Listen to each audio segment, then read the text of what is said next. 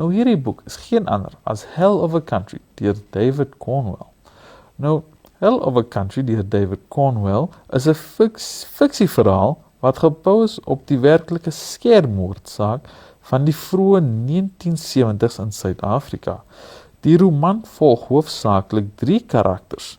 Lorraine van die Kerk, 'n 17-jarige meisie wat verlief is op haar baas Andre Becker.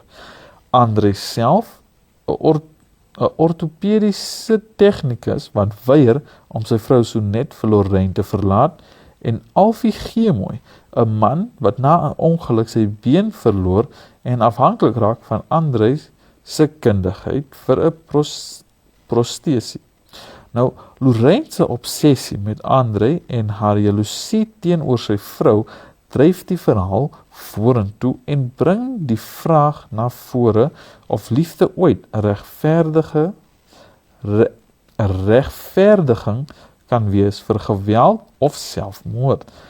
Teen die agtergrond van apartheid Suid-Afrika belig die boek temas van begeerte, mag, ongelykheid en menslike swakhede.